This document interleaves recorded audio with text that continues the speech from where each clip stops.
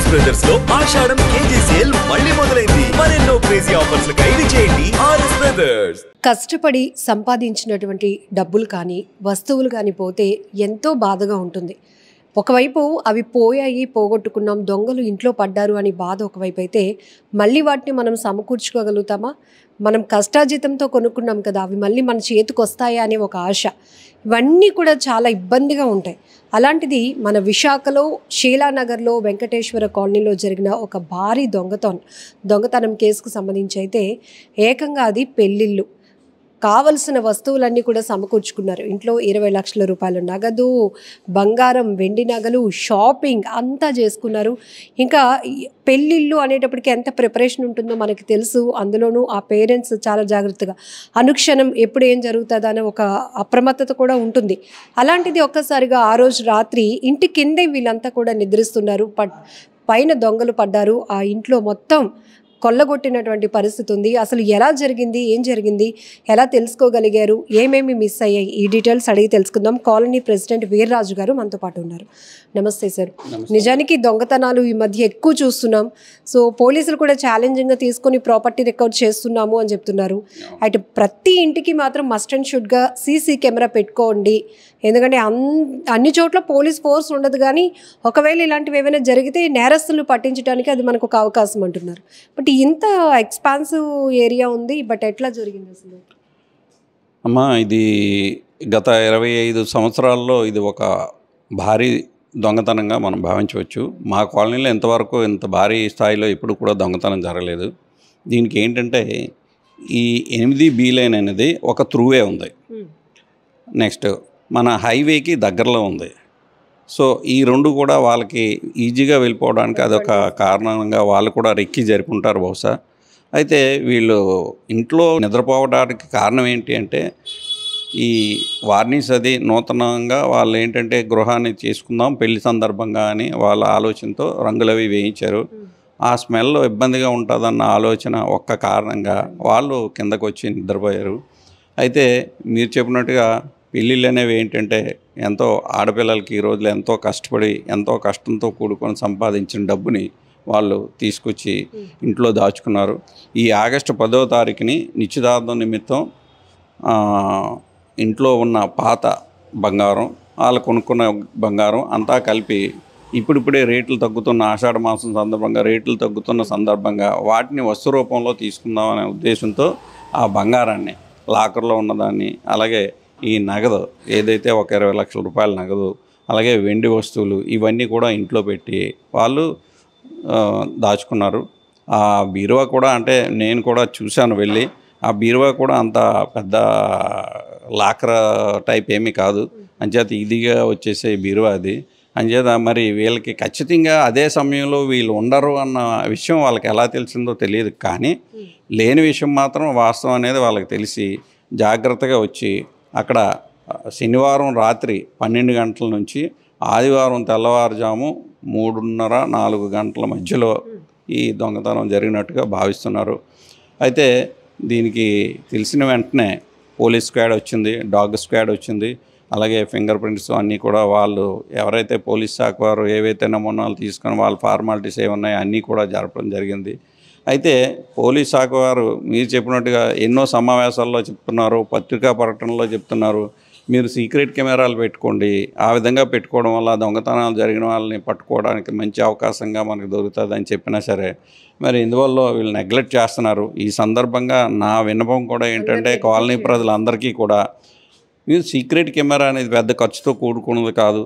ఒక కుటుంబంతో కలిసి సినిమాకి వెళ్తే 5,000 ఖర్చు పెడుతుంటారు. ఒక 15,000-20,000 పెడితే ఒక గ్రూప్ హౌస్కి సీక్రెట్ కెమెరాలు అనేవి పెట్టుకోవచ్చు.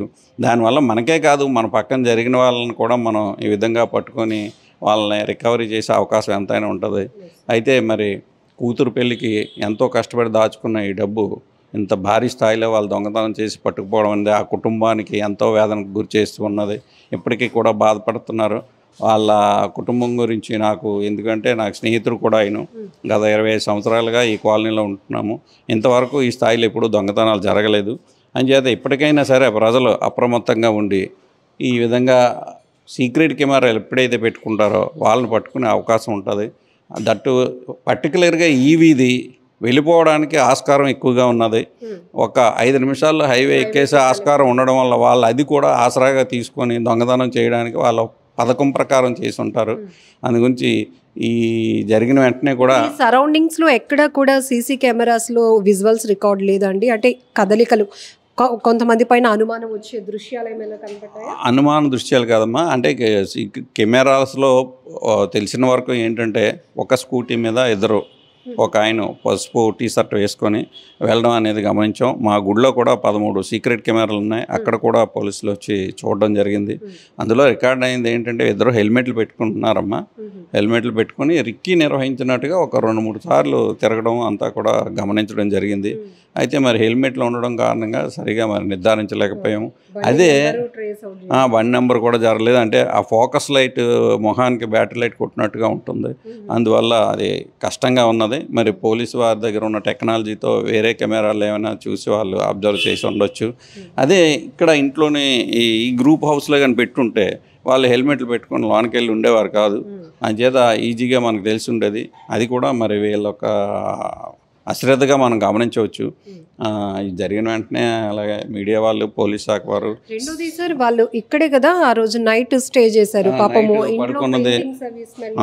అవునమ్మా, ఇదే ఇంట్లోని వాళ్ళు స్టే చేయడం జరిగింది. అంటే వాళ్ళు కూడా భావించవచ్చు, ఎందుకంటే పైనే కదా మన సొంత ఇల్లు, కిందే మనం నిద్రపోతున్నాం కాబట్టి అంత ప్రమాదం ఏమీ ఉండదేమో అన్న ఆలోచన కూడా వాళ్ళకి ఉండవచ్చు. అది అందులోనూ అందరిలో ఇన్ని సంవత్సరాల నుంచి మనం ఇదే వీధిలో ఉంటున్నాం, ఇక్కడే ఉంటున్నాం, ఎప్పుడూ లేదు, జరగదు అనే ఒక ఆలోచనే, కానీ జరిగితే ఎంత నష్టపోతాం అనేది మాత్రం ఎవరు అలర్ట్ అవ్వకపోవచ్చమ్మా. కాకపోతే ఏంటంటే గతంలో ఇక్కడ ఒక బండిని కాల్చేయడం జరిగింది, మరి ఒక బండి దొంగతనం కూడా ఇదే ఇంట్లో జరిగింది, అది రికవరీ కూడా అయ్యింది. అవి ఎదరగుంటా ఒక అపార్ట్మెంట్లో ఒక కొత్త స్కూటీ పోవడం దొరకడం కూడా జరిగింది. సో ఇలాంటివి జరుగుతున్నాయి. కాకపోతే వీళ్ళ తాలూకా ధీమా ఏంటంటే కింద ఇంట్లోనే కదా మనం ఉన్నాం, పైన ఇంట్లోనే కదా అవి పెట్టాము అన్న ఆలోచనతో వాళ్ళు అశ్రద్ధ చేసి ఉండవచ్చని నేను భావిస్తున్నాను. అంత విలువైన వస్తువులు, డబ్బు పెట్టిన లాకర్ సిస్టమ్ కూడా అంత ప్రొటెక్టివ్ గా లేదు. లేదండి, లేదు, లేదు, ఒక చిన్న కప్ వేశారు. అంటే దీనికి కారణం కూడా ఏంటంటే వీళ్ళు గత 2-3 నెలల నుంచి కూడా పనులు చేసుకుంటూ ఉన్నారమ్మా. తెలిసిన విషయం ఏంటంటే ఆ రోజు రాత్రి 11 గంటల వరకు కూడా మెలకుగానే ఉన్నట్టు బోగట్ట. అంటే మా గుడి దగ్గర కెమెరాలో రికార్డ్ అయింది కూడా 12:42 అది చూడడం జరిగింది, వాళ్ళ స్కూటీ మీద తిరగడం అదేని. సో అంచేత బహుశా ఆ టైం అంటే మనకి ఇంచుమించుగా 12:30 నుంచి ఉదయం తెల్లవారు 3-3:30 ఆ ప్రాంతంలో బహుశా వీళ్ళు జరిపోయి ఉంటారు అనేది ఆలోచన. అదే లక్ష్మీ రెసిడెన్స్ ఎన్ని ఫ్లోర్స్ ఉన్నాయండి? ఇది ఓన్లీ 2 ఫ్లోర్స్ అమ్మా. ఈ 2 ఫ్లోర్స్లో కలిపి ఒక 10 ఇళ్ళు ఉన్నాయి. అంటే ఫ్లోర్కి 4, ఫస్ట్ ఫ్లోర్ 4, సెకండ్ ఫ్లోర్ 4, కిందని ఇవి 2, 10 ఫ్లాట్స్ అమ్మా. అదే ఇంటికి వేసిన తాళాలు పగలగొట్టి ఇంకా లోపలికి చొరబడి ఏమేమి వస్తువులు పోయాయి సార్? ఏదో బ్యాగ్ కూడా పగలకొట్టి లోనికి వెళ్ళారమ్మా. వీళ్ళు ఎవరైతే ఈ శబ్దాలు ఏమైనా విని పైకి వచ్చేస్తారేమని ఆ ఫ్లాట్లో ఉన్న 3 ఫ్లాట్స్కి మిగతా 3 ఫ్లాట్స్కి కూడా పైన గేడ పెట్టడం జరిగింది. చాలా తెలివిగా వాళ్ళు ప్రవర్తించారు దొంగలు కూడా. మరి వాచీలు ఒక 7 పోయాయి, అలాగే వెండి వస్తువులు కొన్ని పోయి, కొన్ని అయితే ఉంచేయడం జరిగింది వాళ్ళు. గోల్డ్ మరి ఇంచుమించుగా ఒక 700 గ్రాములు అని చెప్తున్నారు. క్యాష్ అయితే 20 లక్షలు అని చెప్పారు. ఎందుకంటే చిన్న చిన్న చీటీలు అవి పాడుకుని ఈ స్నేహితుల దగ్గర అది తీసుకొచ్చి ఇంట్లోనే పెట్టుకున్నారు. ఎందుకంటే ఎంగేజ్మెంట్ 10వ తారీఖుని వచ్చే నెలలోనే పెళ్ళి కదా, మరి అప్పటికప్పుడు కొంతమంది ఇవ్వడం అనేది కొద్దిగా ఇవ్వచ్చు, ఇస్తానని చెప్పొచ్చు కదా, అందు గురించి పాపం ఇవన్నీ కూడా తీసుకొచ్చి ఇంట్లోనే పెట్టుకున్నారు వాళ్ళంతానే. అందువల్ల ఈ విధంగా జరగడం అయితే మాత్రం చాలా బాధాకరం. అందులోని పెద్ద కూతురు, అంటే ఇదే మొదటి పెళ్ళి వాళ్ళ ఇంట్లోనే. సో ఎంతో ఆర్భాటంగా చేద్దామని, ఆనందంగా ఉందామన్న ఆలోచనలో ఉన్న వాళ్ళకి ఇలాంటి దుఃఖం మిగిలింది. అంచేత మరి పోలీసు వారు కూడా సహకరిస్తున్నారు. ఎప్పటికప్పుడు ఎక్కడెక్కడ క్లూలు ఉంటే అవన్నీ కూడా తీసుకుంటున్నారు. అలాగే ఆ రోజు ఏసీపీ లక్ష్మణరావు గారు, అలాగే సిఐ శ్రీనివాస్ గారు, ఎస్ఐ మన్మధరావు గారు, అలాగే క్లూస్ టీము, డాగ్ స్క్వాడ్ అందరూ కూడా వచ్చి వాళ్ళ ఫార్మాలిటీస్ చేస్తున్నారు. ఇప్పుడు కూడా వాళ్ళు పని చేస్తున్నారండి వాళ్ళ వరకు. ఇంట్లో వీళ్ళు రెగ్యులర్గా ఎంతమంది ఉంటారు సార్? ఎంతమంది పిల్లలు? వీళ్ళు ఒక ఫ్యామిలీ అండి. అంటే ఆయన పేరు సుప్పా శ్రీనివాస్, LICలో పనిచేస్తారు, జీవిత బీమా సంస్థలో ఉద్యోగి. వాళ్ళ భార్య, 2 పిల్లలండి. ఇప్పుడు పెద్ద అమ్మాయికి పెళ్లి నిమిత్తం ఏర్పాట్లు జరుగుతూ ఉన్నాయి. చిన్న పాప స్కూల్ బ్యాగ్ కూడా ఏదో తీసుకుపోయారు. అది బ్యాగ్ కూడా ఒకటి పోయిందని చెప్పారండి. అది తెలిసింది. అంటే వీళ్ళు పెట్టుకునే వస్తువుల కోసం అని అది కానీ బహుశా తీసుకుంటారేమో అని అనుమానం. ఎందుకంటే మరి కొంత వెండి బంగారం ఈ డబ్బు 20 లక్షల క్యాష్ అంటే మరి తక్కువేం కాదు కదండి. ఇప్పుడు డినామినేషన్ మ్యాక్సిమం 500 తప్పించి ఏమీ లేవు కదా. సో అన్ని ఇంచుమించు 10 లక్షలు అంటే మరి వాళ్ళ 20 బండిల్స్, 20 లక్షలు అంటే 40 బండిల్స్ పెట్టుకోవాలి కదండి. బహుశా దాని గురించి ఏమైనా పట్టుకెళ్ళారేమో అని వస్తువులు క్యారీ చేయడానికి బ్యాగ్ తీసుకెళ్ళి ఉంటారు. అందులో ఉన్న బస్ పాస్ వచ్చేసి ఎక్కడో పడేశారు అని. అదే లంకెలపాలెం వెళ్ళే ఏరియాలో ఎక్కడో దొరికిందని బోగట. అదైతే నాకు విషయం తెలియదండి. బ్యాగ్ అయితే మాత్రం ఈ నిమిత్తం వాళ్ళు తీసుంటారని నేను అనుకుంటున్నాను. ఈ రోజుల్లో ఒక ఆడపిల్ల పెళ్లి చేయడం అనేది మాటలు కాదు. అంచేత అంతలోని ఇంత భారీ స్థాయిలోని జరగడం అంటే అన్నీ కూడా తీసుకొచ్చి ఇంట్లో పెట్టుకున్నారు. అంటే మళ్ళీ మనం ఎందుకు అక్కడ ఇక్కడ తెచ్చుకోవడం, స్నేహితులు అప్పు ఇవ్వడం అయితేనేమి. ఇప్పుడు సడన్గా చెప్పిన వాళ్ళు ఇవ్వలేదు అనుకోండి, పెళ్లి కార్యక్రమం కదా ఆగిపోతుందేమో అన్న భయంతో మొత్తం అన్నీ తీసుకొచ్చి అక్యుములేట్ చేసి పాపం ఇంట్లో పెట్టుకున్నారు. కానీ మరి అంతే, అంటే విధివ్రాత అని చెప్తాం కదా. సో ఆ విధంగా జరిగింది. కానీ ఇది ఎంతో చాలా బాధాకరం. ఈ సందర్భంగా కూడా ప్రజలు, ప్రతి ప్రాంతంలో ఉన్న ప్రజలు, గ్రూప్ హౌస్లు ఏంటి, ఇండివిజువల్ ఇల్లు ఏంటి, అపార్ట్మెంట్లు ఏంటి, వీళ్ళందరూ కూడా కెమెరాలు అయితే తప్పనిసరిగా పెట్టుకోవాలని నేను మరీ ప్రార్థిస్తున్నాను అండి.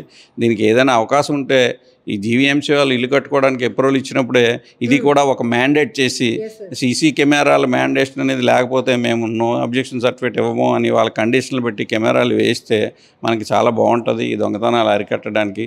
ఇలాంటివి ఎప్పుడైతే దొరికాయో మిగతా వాళ్ళకు కూడా భయం ఉంటుంది, అమ్మో ఇంక వీళ్ళు అప్రమత్తంగా ఉన్నారు, మనం ఇలాంటివి చేయకూడదని. అంచేత ఈ సందర్భంగా అందరికీ నేను మనవి చేసుకుంటున్నాను, కెమెరాలు చేసుకోండి. ఎందుకంటే ఇప్పుడు ఒక సీసీ కెమెరా 100 మంది పోలీసులతో సమానమని పోలీసులే మనకి ప్రకటన చేస్తూ ఉంటారు. ప్రత్యేకించి వాణిజ్య సముదాయాలు కావచ్చు, గృహ నివాసాలు, ఇవన్నీ కూడా ఎప్పుడు ఏం జరుగుతుందో మనకు తెలియదు. కానీ నిర్లక్ష్యం లేకుండా మనం ఎప్పటికప్పుడు అప్రమత్తంగా ఉండటం వల్ల మన వస్తువులు మనం జాగ్రత్త పరచుకోవడం మనం ఫస్ట్ మన బాధ్యత. ఇప్పుడు దొంగతనం జరగడం, వస్తువులు పోవటం, నగదు పోవటం, పోలీసులకి కంప్లైంట్ ఇవ్వటం, వాళ్ళు కొన్ని రోజుల్లో ట్రేస్ చేయటం, కొన్ని ట్రేస్ అవుట్ కూడా అవ్వకుండా ఇప్పటికీ నెలల తరబడి పెండింగ్లో ఉన్నవి కూడా చాలా కేసులు ఉన్నాయి. సో ఎప్పటికప్పుడు ప్రాపర్టీ రికవరీ చేసి జనాలకి మేము పోలీస్ ఇంత వర్క్ చేస్తోంది, వాళ్ళ ఎఫర్ట్ చూపించే ప్రయత్నం కూడా జరుగుతుంది. ప్రతి నెల మనకి ప్రాపర్టీ మేళాలో ప్రాపర్టీ రికవరీ చేసింది, పోగొట్టుకున్న వాళ్ళకి అందిస్తున్నప్పుడు వాళ్ళల్లో స్మైల్ చూస్తాం. కానీ పెళ్లి ఇల్లు అనేటప్పటికీ చాలా మంచి ప్రిపరేషన్ ఉంటుంది. ఇంట్లో పెద్ద కూతురు పెళ్లి కోసం అన్నీ సమకూర్చుకున్నారు. ఉద్యోగరీత్యా వాళ్ళు బిజీగా ఉంటారు కాబట్టి మనం అనుకున్న డేట్లో అందరూ ఇవ్వరు. సో ముందు చిట్టీలు పాడినవి కానీ ఇలాంటి వచ్చిన అమౌంట్, లేకపోతే ఫ్రెండ్స్ని అడిగి గ్యాదర్ చేసిన అమౌంట్ అంతా కూడా ఇంట్లో పెట్టుకున్నారు.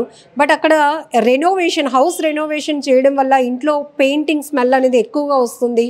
దాన్ని భరించలేక కింద నైట్ స్టే చేద్దాము, నైట్ ఇక్కడ పడుకుందామని వాళ్ళు దిగారు. బట్ ఇక్కడ రెక్కి నిర్వహించి మరీ దొంగతనం చేశారు వాళ్ళెవరో. కానీ ఇప్పుడు పోలీసులు మాత్రం దీనిపైన చాలా ఎఫర్ట్ పెడుతున్నారు. ఖచ్చితంగా ఫ్యామిలీకి అయితే భరోసా కూడా ఇవ్వడం జరిగింది. బట్ ఇక్కడ మనం ఒకటి గమనించాలి, పోగొట్టుకోవడం, బాధపడటం, కంప్లైంట్ ఇవ్వడం ఇదంతా సెకండరీ. ఫస్ట్ మన వస్తువు పట్ల మన జాగ్రత్త ఎంత, ఇది కూడా చాలా ఇంపార్టెంట్. అండ్ సార్ చెప్పినట్టు ఇంట్లో మనం ఇంత వాల్యుబుల్ థింగ్స్ లక్షల రూపాయలు భద్రపరుచుకునే దానికి ప్రొటెక్షన్కి కూడా మనం చాలా జాగ్రత్త తీసుకోకుండా కొంత నెగ్లిజెన్సీ ఉంటే కనుక ఖచ్చితంగా మనమే నష్టపోవాల్సి ఉంటుంది. ఒకవేళ అది మరీ హెవీ గేజ్ ఉన్న బీరువానో ఇంకొకటి అయితే ఖచ్చితంగా వాళ్ళు శబ్దం చేయాల్సి వస్తుంది, దాన్ని కట్ చేయడానికో వాళ్ళు అలర్ట్ అవ్వడానికి కూడా ఒక అవకాశం ఉంటుంది. ఎందుకంటే పెద్ద దూరం కూడా కాదు, కిందనే పడుకుంటున్నారు కాబట్టి పై ఫ్లోర్లో ఆబ్వియస్లీ ఏదైనా చైర్ లాగినా, టేబుల్స్ లాగిన ఆ సౌండ్స్ కూడా కింద వాళ్ళకి వస్తూ ఉంటాయి. జనరల్గా మనం అనుకుంటూ ఉంటాం కింద వాళ్ళు డిస్టర్బ్ అవుతారని. సో అలా ఒకవేళ ఆ బీరువాని ప్రొటెక్టివ్గా కొంచెం బలంగా ఉండుంటే ఆటోమేటికలీ ఏదైనా అవకాశం ఉండుండేదేమో. బట్ ఇప్పుడు చాలా పైన గెడ్ల పెట్టడం వల్ల ఏమైందంటే వాళ్ళకి ఒకవేళ నుంచి పైకి రాని పరిస్థితి అంటారు. వీళ్ళు తెలివిగా గుర్తించడమో ఆపడమో ఏదో ఒకటి జరుగుండేది. చూడండి, ఇది ఎందుకు ఇంత డీటెయిల్గా మనం మాట్లాడిస్తున్నామంటే ఎక్కడెక్కడ చిన్నపాటి నిర్లక్ష్యం ఎంత పెద్దగా మనం నష్టపోవడానికి కారణమవుతుందని చెప్పే ప్రయత్నమే ఇప్పుడు శీలానగర్ వెంకటేశ్వర కాలనీలో జరిగినటువంటి ఈ భారీ దొంగతనం. ఇక్కడ 25 సంవత్సరాలుగా అనేక మంది ఉంటున్నప్పటికీ కూడా ఈ స్థాయిలో ఎప్పుడు బంగారం పోవడం, నగదు పోవడం, ఇంత భారీ ఎత్తున దొంగతనం జరగటం ఎప్పుడు జరగలేదు. ఎప్పటికప్పుడు అపరిచిత వ్యక్తుల పట్ల అప్రమత్తంగా ఉండాల్సిన అవసరం ఉంది. ఇంకొకటి, పోలీసులు ఎప్పటికప్పుడు మనల్ని అలర్ట్ చేస్తున్నారు. ఒకవేళ వీళ్ళు మన వీధి వాళ్ళకి సంబంధించిన వాళ్ళు కాదు, లేకపోతే ఏదైనా డెలివరీస్ ఇవ్వడానికి వచ్చినటువంటి బాయ్స్ కాదు, ఎవరో అనుమానితంగా తిరుగుతున్నారంటే మన ఇంటికి కాదులే పక్కింటికి కదా అని వదిలేవద్దు. మీకు అనుమానం వస్తే అది ఎవరికైనా నష్టం కలగవచ్చు. మన ఇంట్లో నష్టం జరిగితే మనకు నష్టం జరిగినట్టు కాదు, మన వీధిలో, మన అపార్ట్మెంట్లో, మన ఊర్లో జరిగిన ఈవెన్ మనం కూడా ఒక బాధ్యతగా ఉండి వాళ్ళ కదలికల పట్ల కాస్త అప్రమత్తంగా ఉండి పోలీసులకు ఇన్ఫార్మ్ చేసినట్టయితే కనుక ఇలాంటి వాటిని కూడా మనం అరికట్టడానికి అవకాశం ఉంటుంది. ఏదేమైనా కుటుంబం మాత్రం చాలా బాధలో ఉంది. ఎందుకంటే మొత్తం ప్రిపరేషన్, నిశ్చితార్థానికి డేట్ అన్నీ ఫిక్స్ చేసుకున్నారు. బట్ ఇప్పుడు ఎప్పుడు రికవరీ అవుతుందో తెలీదు. మరి అటు సైడ్ నుంచి వాళ్ళు కూడా పాజిటివ్ వైబ్లో ఉంటే అంత అనుకున్నట్టుగానే కార్యక్రమం పోలీసులు కూడా పట్టుకోవచ్చు అన్న ధీమాన్ని వ్యక్తం చేస్తున్నారమ్మా. మనకి కూడా ఏంటంటే మరి మనకి పోలీసు వారికి మరొక విజ్ఞప్తి ఏంటంటే ఇక్కడ ఒక చిన్న అవుట్ పోస్ట్ పోలీస్ స్టేషన్ కూడా పెడితే బాగుంటుందన్న ఆలోచన. ఎందుకంటే ఇక్కడ కాలనీలు పెరుగుతున్నాయి, అపార్ట్మెంట్లు పెరుగుతున్నాయి, జనాభా పెరుగుతుంది. మరింత దీనికి అనేక రకాలుగా రోడ్లు కూడా ఉన్నాయి. ఇటువైపు రోడ్డు ఉంది, అటువైపు రోడ్డు ఉంది వెళ్ళిపోవడానికి. వాళ్ళు కూడా ఒక అవుట్ పోస్ట్ పోలీస్ స్టేషన్ కానీ ఇక్కడ ఏర్పాటు చేయగలిగితే ఇవి కూడా మనకి పూర్తిగా కంట్రోల్ అవుతాయి అనేది నా విజ్ఞప్తి. ఇది పబ్లిక్ నుంచి వస్తున్న డిమాండ్. పోలీసులు ఇంకొక వైపు నేరాలు కూడా కొంత పెరుగుతూ ఉన్నాయి కాబట్టి ఆకతాయిల ఆగడాలు పెరుగుతున్నాయి. ఎక్కడికక్కడ మేము రోడ్డు పైన బీట్స్ పెట్టి ఫోకస్ చేస్తున్నాం. బట్ ఇంటి దొంగతనాలు జరగకుండా ఉండాల్సినటువంటి బాధ్యత మీ పైన ఉంది. సీసీ కెమెరాలు పెట్టుకుంటే ఇమీడియట్గా నేరస్తుల్ని గుర్తించి పట్టుకోవడానికి అవకాశం ఉంటుందన్నది పోలీసుల వెర్షన్ కూడా. సో ఇలాంటివి మొత్తానికి అరికట్టాలి. ఎందుకంటే ఎవరిపైనైనా ఒకటే, ఇలాంటి దొంగతనాలు జరగకుండా ఉండాలంటే ఖచ్చితంగా గ్రౌండ్ రియాలిటీలో మాత్రం ఒక ప్రక్షాళన రావాల్సినటువంటి అవసరం కూడా ఉంది.